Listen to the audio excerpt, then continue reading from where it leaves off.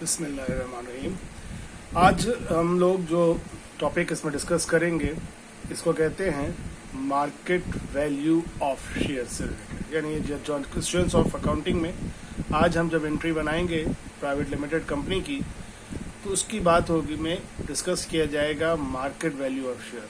अब याद से पहले वाली क्लास के अंदर जो लास्ट 2 लेक्चर्स थे उन दोनों में हम लोगों ने जो पढ़ा था वो ये था कि किस तरह से आप डिस्कस करते हुए आपने देखा था कि एक कंपनी जब शेयर्स ऑफर करती है, बल्कि मैं इसको यहाँ से ले जाता हूँ आपको दिखाने के लिए, मैंने आपको ये करवाया था कि एक कंपनी जितने नंबर ऑफ शेयर्स ऑफर करती है तो उसको शेयर एप्लीकेशंस रिसीव होती है। वो शेयर एप्लीकेशन रिसीव होती है, उसमें था कि अगर एक बराबर ही हो, जितने ऑफर किए उतने ही रिसीव हो तो इक्वल सब्सक्राइब, जितने ऑफर किए उससे ज्यादा रिसीव हो जाएं तो ओवर सब्सक्राइब, और अगर कम रिसीव हो तो उसको अंडर सब्सक्राइब कहते हैं। ये पूरी थ्योरी लास्ट 2 लेक्चर्स की पढ़ाई थी, उससे रिलेटेड ये क्वेश्चन था, क्वेश्चन 1A 1B। ये मैंने 1 वाला मैंने करवाया था, और ये अगले 2 क्वेश्चन जो थे इसी से रिलेटेड 1B 1C, ये मैंने वही क्वेश्चन रखे हैं जो मैंने उस पर शेयर भी किए थे आप लोगों से। रिस्पॉन्स किया आप लोगों का बहुत मुख्तसर सा आया, उस वक्त टाइम नहीं मिला होगा। देखिए अब काम करिए इसको। तो ये इक्वल सब्सक्राइब, ओवर सब्सक्रिप्शन और अंडर सब्सक्रिप्शन 3 केस थे। तो अब जो आज लेक्चर बना रहा हूँ, अगर कोई भी इस लेक्चर को देखना चाहता है तो उससे पहले वो लाजमी मेरा पिछले वाले दोनों लेक्चर्स देख ले, और बल्कि खास के लास्ट वाला लेक्चर 2 बल्कि 3 लेक्चर थे उसमें, तीसरा लेक्चर जो है वो देख ले इससे कंपनी से रिलेटेड, ताकि उसको ये बात समझ में आ जाए। तो आइए अब मैं आपको आज की बात शुरू करता हूँ। सबसे पहले अब आपको मैंने समझा दिया कि कब सिचुएशन याद रखने की है, इक्वल, ओवर और अंडर, ठीक है। और इसमें हमारे पास आज सिचुएशन आ रही है जिसमें बात हो रही है मार्केट वैल्यू ऑफ शेयर्स की। अब मार्केट वैल्यू ऑफ शेयर्स या शेयर प्रीमियम या शेयर डिस्काउंट क्या है, तो इन चीज को समझने से पहले अगर हम देखें कि हमने इससे पहले ही डिस्कस कर चुके थे कि पार वैल्यू क्या होती है। किसी भी कंपनी के शेयर्स की जो मिनिमम यानी कम से कम जो वैल्यू होती है उस वैल्यू को कहा जाता है पार वैल्यू। यानी we have already understood par value of the par value is the minimum slash least, यानी कम से कम shares value as decided by the company, जैसा कि कंपनी डिसाइड करती है for issuing such shares to the public. यानी कि वो कंपनी, जॉइंट स्टॉक कंपनी, एक पब्लिक लिमिटेड कंपनी अपने शेयर्स को मार्केट में जब बेचना चाहती है तो उसकी कम से कम जो वैल्यू तय करती है उसको हम नाम देते थे पार वैल्यू, ठीक है। उसके बाद वो कहता है कि and the company then will not sell such type of shares to the public below the decided value. यानी एक दफा जो वैल्यू तय हो जाती है, जो आर्टिकल ऑफ एसोसिएशन मेमोरेंडम में लिख दी जाती है, वो वैल्यू फिर बार बार चेंज नहीं की जा सकती, वो वैल्यू सेम रहेगी, ठीक है। अब इसी बात की मिसाल पीछे भी दी थी, उसी को एक मरतबा कंटिन्यू। इसको कंपनी ये है वो रजिस्टर होती है शेयर कैपिटल से। अच्छा, ये जो स्टॉक का लफ्ज है उसको हमने कहा था ना शेयर, लेकिन जो मिला के है तो उसको स्टॉक कहा गया। मसलन 1 लाख ये क्या है, शेयर कैपिटल है, और 10 रुपए भी क्या है, शेयर कैपिटल है, लेकिन 1 लाख में बहुत सारे शेयर शामिल हैं इसलिए उसको स्टॉक कह दिया। तो 1 लाख जो हमारे पास शेयर्स हैं टोटल, उनको कम से कम वैल्यू इस कंपनी ए ने रखी है उसकी 10, और उसके शेयर्स की तादाद कितनी हो गई, 10,000। इसी तरह कंपनी बी ने क्या तय किया। अब दोनों हर कंपनी अपनी अपनी जगह अलग है, ए का बी से, बी का सी से, डी का कोई ताल्लुक नहीं। हर कंपनी रजिस्टर हो रही है और अपने अपने तय कर रही है कि उसने इतने कारोबार करते वक्त इतना कैपिटल लगाना है और उस कैपिटल की कम से कम वैल्यू ये होनी चाहिए। तो कंपनी ए ने तय किया कि 1 लाख का पैसा लगाना है और उसके लिए 10 रुपए कम से कम वैल्यू है, और टोटल शेयर हो जाएंगे 10,000। यानी 1 लाख क्या है, शेयर कैपिटल या कैपिटल की टोटल वैल्यू या स्टॉक वैल्यू, कोई टोटल स्टॉक। तो एक शेयर कितने का है, 10 रुपए का है, तो नंबर ऑफ शेयर कितने हो गए, 10,000। इसी तरह कंपनी बी को अगर देखो तो कंपनी बी ने क्या किया, उसने भी कहा जी हम भी कैपिटल रखेंगे 1 लाख, लेकिन उसने कहा कि जब हम पार वैल्यू जो रखेंगे ना, कम से कम वैल्यू, लीस्ट वैल्यू, वो 10 नहीं रखेंगे, हम कितनी रखेंगे, 20। तो उसके नंबर ऑफ शेयर्स तादाद में कितने हो गए, 5,000। इसी तरह कंपनी सी आई, उसने कहा जनाब हम 2 लाख रुपए जो है वैल्यू रखेंगे अपने कैपिटल की, लेकिन हम शेयर की वैल्यू रखेंगे 5 रुपए। तो उनके शेयर की तादाद, नंबर ऑफ शेयर्स कितने हो गए, 40,000। तो कोई फिक्स नहीं होता। अब इसी तरह मिसाल ले लो, कंपनी डी 5 लाख शेयर, उसने कहा जी हम 1 रुपये ही रखेंगे वैल्यू, तो कितनी वैल्यू आ गई? 5 लाख, ठीक है ना। और ये शेयर वैल्यू जो है ना, ये हमेशा उस शेयर की प्रिंटेड पे लिखी हुई होती है। इसी वजह से इस शेयर वैल्यू को एक और नाम देते हैं, क्या? पार वैल्यू को, सॉरी, क्या नाम देते हैं? फेस वैल्यू या नॉमिनल वैल्यू भी नाम देते हैं, ठीक है। और ये अपने कंपनी के लीगल डॉक्यूमेंट में भी लिखी होती है। लीगल डॉक्यूमेंट से मुराद आप समझ लीजिए कि वो जो आर्टिकल ऑफ एसोसिएशन है, मेमोरेंडम है। तो अब सबसे पहले दोबारा से हमने कहा अच्छी तरह समझ ली, क्या? पार वैल्यू, ठीक है। मगर एक बात ध्यान में रखना है कि ज्यादातर जब हम अपने पाकिस्तान में बात करते हैं ना, तो चूंकि पाकिस्तानी माशरे में जब एक दफा 84 का जो ऑर्डिनेंस था उसमें पार वैल्यू रखी गई थी 10 रुपए, तो इसलिए हमें एग्जाम के ज्यादातर सवाल में शेयर्स की जो वैल्यू नजर आती है वो हमेशा 10 रुपए नजर आएगी, ठीक है। लेकिन हैरान नहीं होना, वो कहीं कुछ भी हो सकती है। अच्छा, अब पार वैल्यू याद रहे कि अब कंपनी क्या हो जाती है? एक रजिस्टर्ड हो जाती है। हमने पार वैल्यू तो समझ ली, लेकिन अब जाने भाई आखिर ये मार्केट वैल्यू क्या है।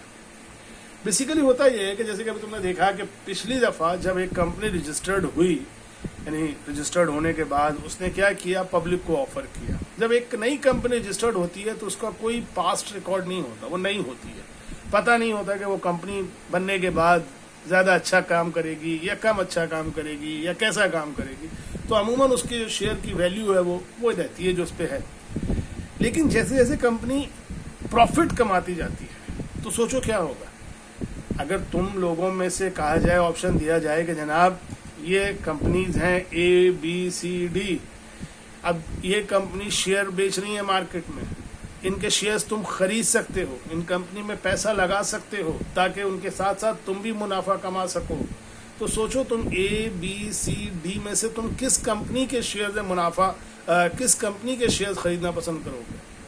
आदमी सी बात है, हर आदमी यही कहेगा कि जिस कंपनी के शेयर में प्रॉफिट होगा, जो कंपनी कमा रही होगी, जो कंपनी अच्छा प्रॉफिट अर्न कर रही होगी, उसके सेल्स हर शेयर हर कंपनी खरीदना चाहेंगे। लेकिन वो कंपनी जो लॉस में जा रही होंगी उसके शेयर्स ना हम खरीदना चाहेंगे ना तुम खरीदना चाहोगे, और वो लोग जिन्होंने पहले खरीदा हुआ होगा वो लाजमी सी बात है बेचना चाहेंगे। तो दरअसल होता क्या है कि ये तमाम शेयर्स कंपनी के जो खरीदे और बेचे जाते हैं वो बेचे जाते हैं कि स्टॉक एक्सचेंज के अंदर। और स्टॉक एक्सचेंज यानी जैसे कराची है ना, Pakistan stock exchange, Karachi stock exchange, यहाँ पर तमाम बायर और सेलर, कौन से बायर और सेलर? कोई दूध के डब्बे और मुर्गी लेने वाले बायर और सेलर नहीं, शेयर खरीदने वाले बायर और सेलर, ये लोग एक दूसरे के साथ मिलते हैं। यानी देखिए क्या कहता है, after a company goes public, इसका मतलब ये हुआ कि कंपनी पब्लिक के साथ पैसे ले लेती है और उससे एक कारोबार शुरू कर देती है। एंड इस shares start trading on stock exchange, और फिर उसके शेयर्स स्टॉक एक्सचेंज में खरीदो फरोख्त किए जा रहे होते हैं।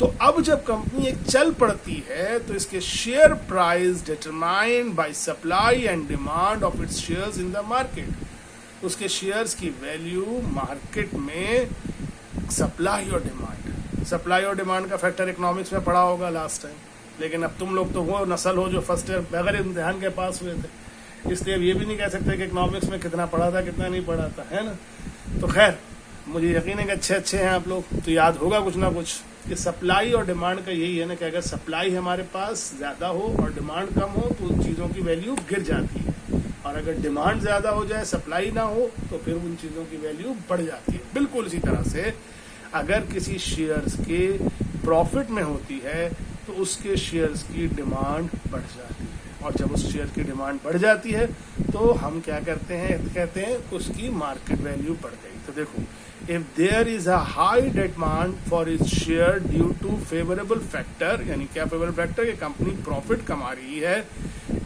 तो और उसके प्रॉफिट में इंक्रीज हो रहा है तो उसकी प्राइस बढ़ जाएगी। इस प्राइस बढ़ने को हम नाम देते हैं क्या, शेयर प्रीमियम। यानी समझिए कि कंपनी रजिस्टर्ड हुई और वो 10 रुपए के साथ उसने पार वैल्यू तय किया, लेकिन उसने अपने जब पहला शेयर इशू किया तो 10 रुपए का इशू किया।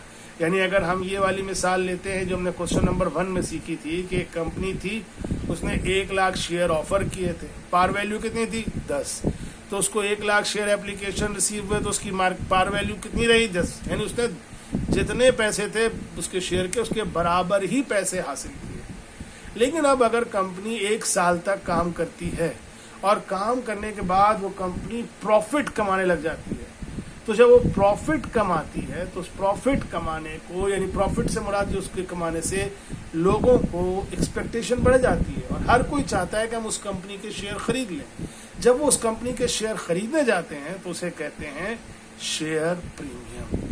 तो अक्सर ये होगा कि पार वैल्यू 10 रुपये है और मार्केट वैल्यू दी हुई है, तो पार वैल्यू से मार्केट वैल्यू माइनस करोगे और अगर मार्केट वैल्यू ज्यादा है तो उसे कहेंगे शेयर प्रीमियम। और इसी तरह अगर मार्केट वैल्यू कम हो तो उसे कहेंगे क्या, शेयर डिस्काउंट। तो अब सिर्फ लुब्बे लबाब बातों को खत्म करते हुए कि जब भी कभी किसी भी, यानी अगर पूछा जाए आपसे कि शेयर प्रीमियम क्या होता है, तो सबसे बड़ा जवाब दीजिएगा कि भाई पार वैल्यू वो वैल्यू है जिस पर एक कंपनी अपने शेयर्स को रजिस्टर्ड करवाती है, जो उसकी मिनिमम वैल्यू होती है, जो कम से कम वैल्यू होती है, ठीक, नॉमिनल, कम से कम फेस। और मार्केट वैल्यू क्या होती है कि जब कंपनी के शेयर स्टॉक एक्सचेंज में आते हैं, लोग उसकी खरीदो फरोख्त करते हैं, तो कुछ कंपनियां जो प्रॉफिटेबल होती हैं, जिनके अच्छी परफॉर्मेंस होती है, उनके शेयर्स की वैल्यू मार्केट में बढ़ती चली जाती है। और वो कंपनीज जो लॉस के होती हैं, जिनके ऊपर चांसेस खराब होते हैं, उनके शेयर्स की वैल्यू मार्केट में कम होती है। इसके पीछे और भी बहुत सारे रीजन होती हैं, मुल्की हालात, लॉ एंड ऑर्डर, जंगी हालात, ये सब चीजें होती हैं जो फैक्टर भी होते हैं। लेकिन बुनियादी फैक्टर जो है वो किसी कंपनी की असल में अपनी परफॉर्मेंस होती है। तो इसी लिहाज से आप समझिए कि प्रीमियम कब होता है, शेयर प्रीमियम कब होता है, जब मार्केट वैल्यू बढ़ जाए, और शेयर डिस्काउंट कब होता है, जब मार्केट वैल्यू कम हो जाए। ठीक है, तो आज के बाद अब ये इस लेक्चर को भी मैं वाइंड अप करते हुए जो इसके बाद बताऊंगा कि इसमें अब आपको समझ लेना चाहिए कि कैसे मार्केट शेयर प्रीमियम निकलता है और कैसे शेयर डिस्काउंट निकलता है। इसी में अगर याद होगा तो मैंने पहले आप लोग थोड़ा सा इसमें प्रोमोटर्स डिफाइन किया था, याद होगा, प्रीलिमिनरी एक्सपेंस बताया था कि कंपनी के फॉर्मेशन है, ये सारी चीजें भी आएंगी, लेकिन अभी हम बात करेंगे इस शेयर की। ठीक है, तो अब नेक्स्ट लेक्चर में मैं अपने इस बात को लिंक करूंगा कि किस तरह से ये जो ऊपर हमने पढ़ा था ओवर सब्सक्राइब या पहला अंडर सब्सक्राइब वाली सिचुएशन, वो सिचुएशन किस तरह से अब हमारे पास आती है। ठीक है, तो इसके बाद अब अगला लेक्चर की तरफ चढ़ते, तो नेक्स्ट में आपको ओवर सब्सक्राइब और अंडर सब्सक्राइब, प्रीमियम और डिस्काउंट के साथ बताता हूँ।